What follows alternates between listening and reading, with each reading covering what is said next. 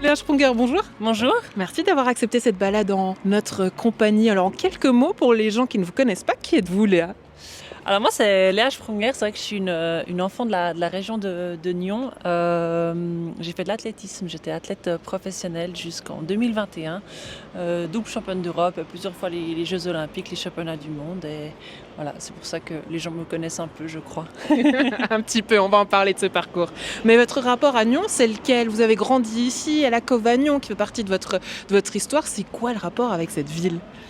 C'est vrai que Nyon, pour moi, ça résonne vraiment avec mon club. Le Cove à Nyon, c'est là où j'ai toujours couru, j'ai toujours gardé ma licence à Nyon, malgré des offres parfois plus alléchantes d'autres clubs. Mais pour moi, c'était toujours important de pouvoir représenter Nyon du mieux que je pouvais. Et puis ouais, d'être fidèle à ce club et à la ville de Nyon.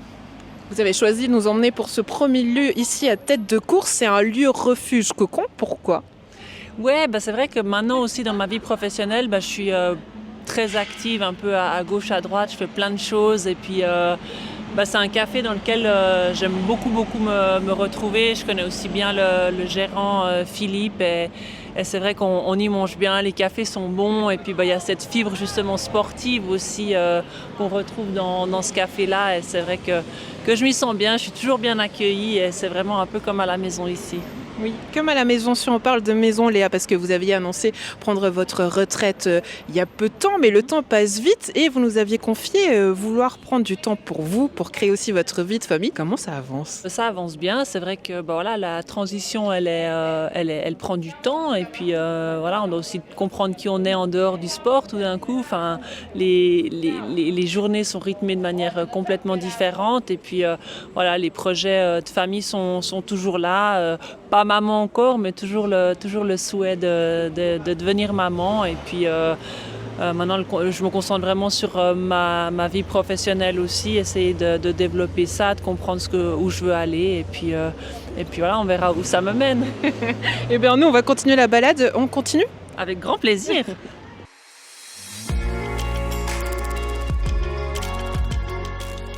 Impossible de continuer cette balade sans venir à Collovray. J'aurais été surprise qu'on ne soit pas là. Mais quand même, pourquoi est-ce qu'on est là, Léa? Parce que c'est ici que tout a commencé pour moi dans le sport. C'est là que est basé mon club, le Cove à Nyon. Et puis cette piste, je la connais par cœur et j'ai fait des kilomètres et des kilomètres ici. Ça vous manque pas trop? Non, la compétition me manque pas trop. Après, c'est vrai que j'aime bien quand même être sur une piste d'athlétisme. Il y a toutes les émotions qui reviennent, etc. Mais non, la compétition, ça me manque pas. C'était vraiment une belle période de ma vie qui est passée maintenant. Et puis, je me focalise sur autre chose. Avec d'autres activités, d'autres casquettes. Alors bon, en tant que présidente aussi de l'association des sociétés sportives, mais vous développez aussi vos propres business. Qu'est-ce que ça donne? Oui, c'est vrai que le sport, ça fait quand même partie de mon ADN et de l'ADN de notre famille. Enfin, j'ai fait du haut niveau aussi avec Ellen et puis maintenant, ça fait un petit moment qu'on a un projet en tête, qu'on est en train de professionnaliser. Donc, on est en train de créer notre entreprise Smooth où vraiment on essaye d'amener les gens à l'activité physique, que ce soit avec au poids du corps, pouvoir faire des choses à la maison, mais forcément aussi courir parce que ça fait partie de nous, ça fait partie de notre ADN.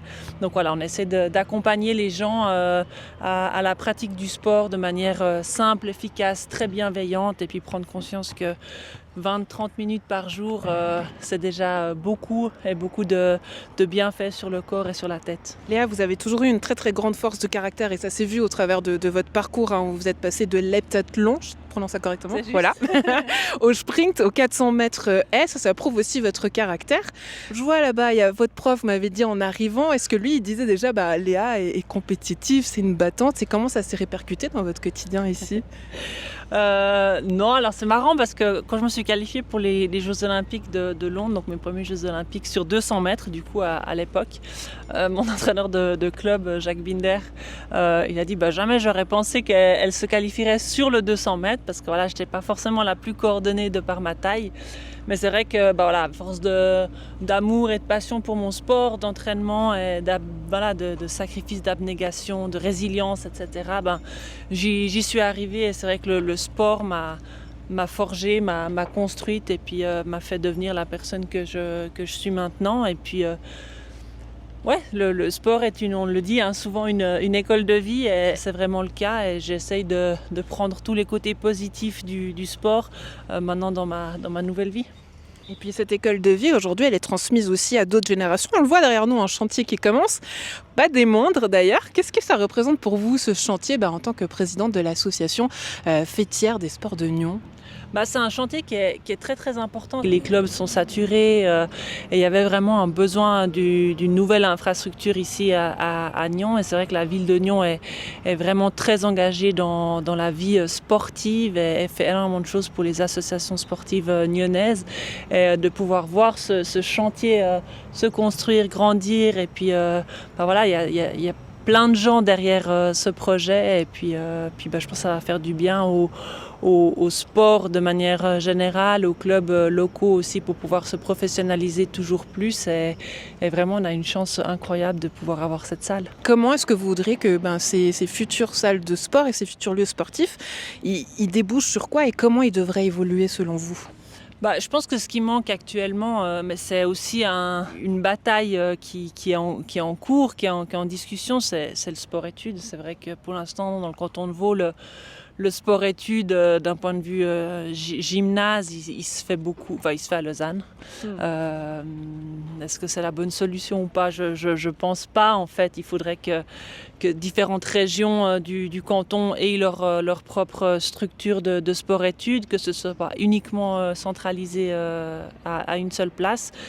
Puis surtout avec des salles comme ça, avec des projets ambitieux de professionnalisation du sport, les études doivent aussi être intégrées là-dedans et j'espère qu'un jour on arrivera à tout avoir à Nyon.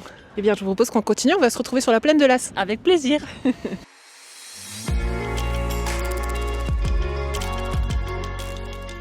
Troisième lieu que vous avez choisi, on est sur la plaine de Las. Pourquoi, Léa ?